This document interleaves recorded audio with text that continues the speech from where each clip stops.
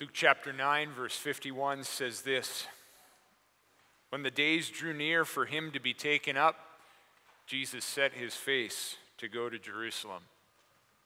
And he sent messengers ahead of him who went and entered into the village of the Samaritans to make preparations for him. But the people did not receive him because his face was set towards Jerusalem.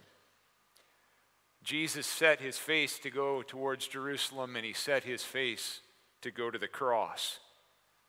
It was a dirty day that day, a day when love was despised and life was disgraced, a day when understanding and humility and kindness were denied, a day when abandonment and betrayal and violence and death dominated. It was Thursday. Jesus had shared his supper with his disciples. They had sung a hymn, and they had walked slowly and purposefully to the Garden of Gethsemane. Once, a long time before, God had walked in another garden, the Garden of Eden. Then the walk was light and filled with joy. But because of the sins of the people that he had created, that garden was forever shut off. Now, he walked in the other garden on his way to redeem the very people that rejected him. It was a heavenly walk, a painful walk, a weighty walk.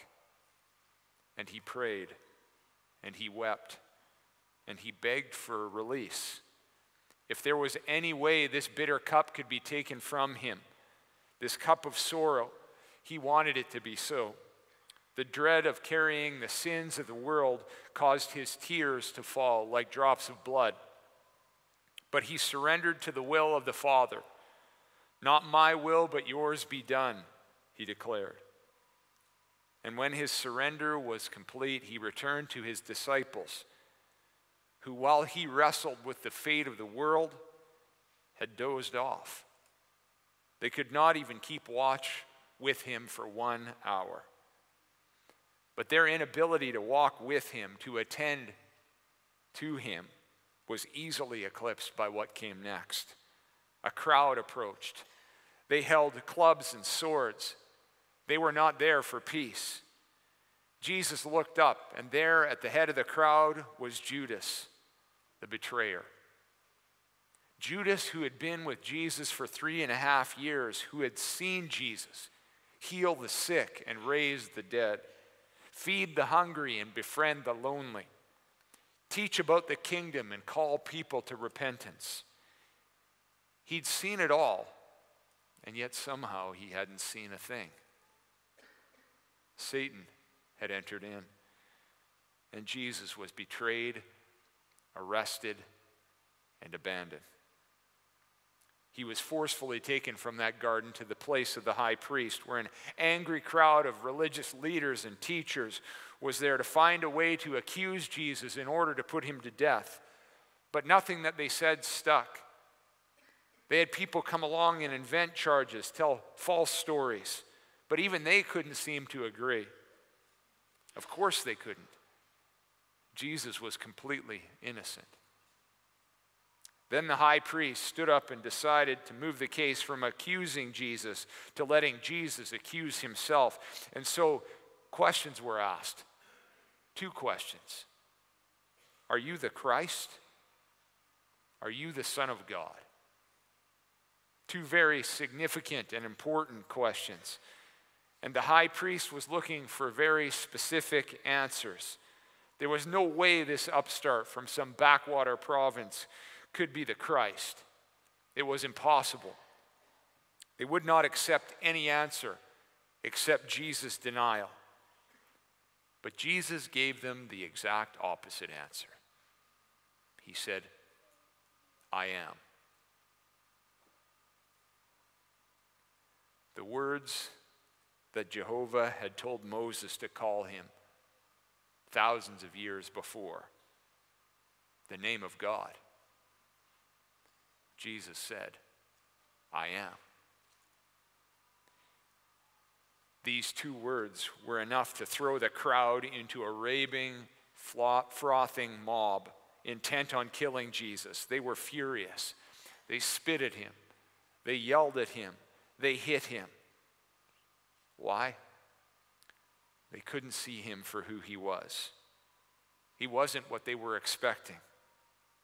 Even though 800 years before this, the prophet Isaiah in chapter 53 had said this, "He had no beauty or majesty to attract us to him, nothing in his appearance that we should desire him.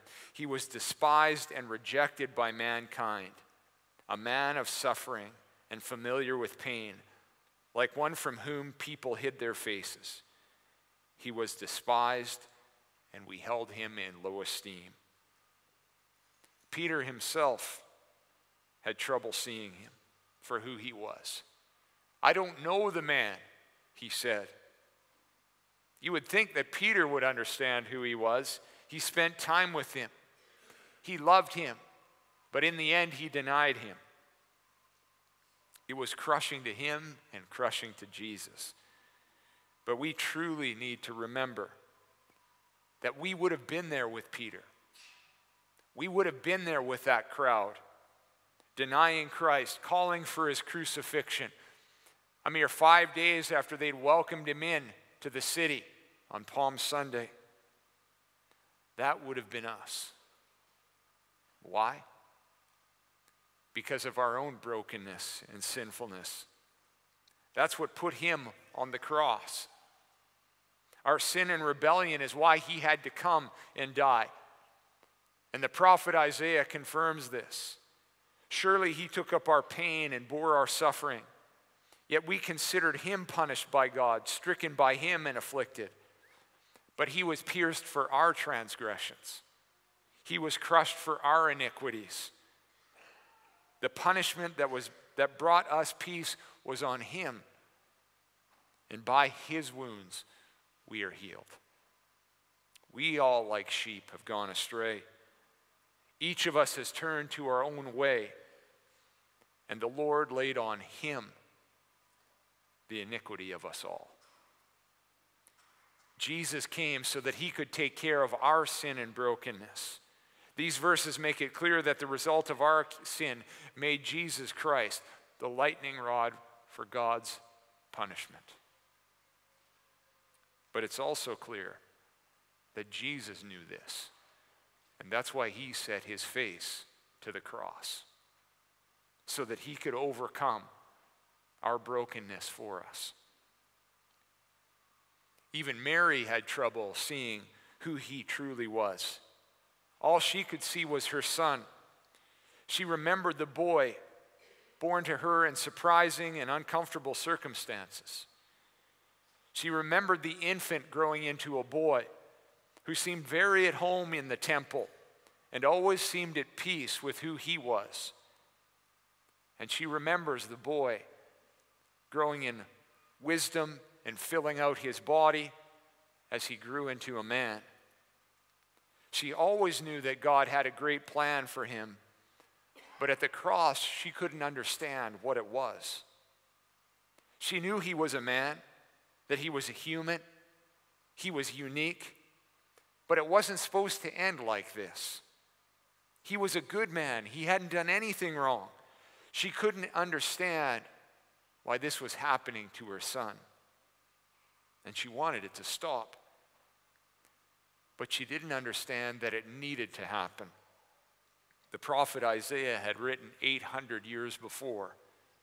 He was oppressed and afflicted, yet he did not open his mouth.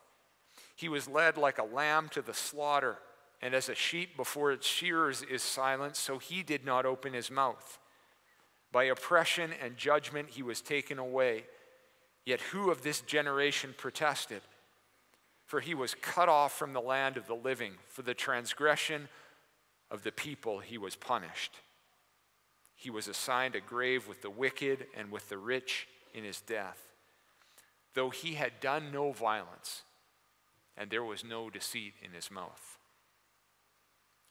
She didn't understand what Jesus knew, that he was like a lamb going to a sacrifice. He was going to have to die to take care of our sin, even though he himself did nothing wrong. He was going to have to die for the sin of others. He was called to be a sacrifice for the sin of all of us here, even though he did nothing wrong. The perfect man had to go to the cross as a sacrifice for our sin. And Jesus understood this. He set his face to the cross. I'm not sure how much the centurion understood, but it's strange that he seemed to understand more than everyone else. His words are amazing. This Roman, this Gentile, this big, strong soldier, the one who had seen it all and probably done it all, he saw clearer than most. And sometimes the neediest can see with most clarity. Sometimes those with the darkest hearts are enamored by the light. Sometimes those who know they have a need are the quickest to find the solution. And sometimes we must walk through the darkness to the light. And this seems to be the case with the centurion. He clearly saw what the prophet had said 800 years earlier when Isaiah said, "Yet it was the Lord's will to crush him and to cause him to suffer. And though the Lord makes his life an offering for sin, he will see his offspring and prolong his days, and the will of the Lord will prosper in his hand. After he has suffered, he will see the light of life and be satisfied. By his knowledge, my righteous servant will justify many, and he will bear their iniquities. Therefore, I will give him a portion among the great, and he will divide the spoils with the strong, because he poured out his life unto death and was numbered with the transgressors. For he bore the sin of many and made intercession for the transgressors." The centurion saw what even Jesus' disciples couldn't. The Roman officer, when he saw this man die, he said, "Surely this man was the Son of God." He was not just a mere man, but God himself. Jesus, the God-man, went to the cross, set his face to the cross, and died in our place. For you and for me. We had a problem with sin. Jesus came and lived a righteous life, and God sent his Son to die a death he didn't deserve. He became sin who knew no sin, that we might become righteous.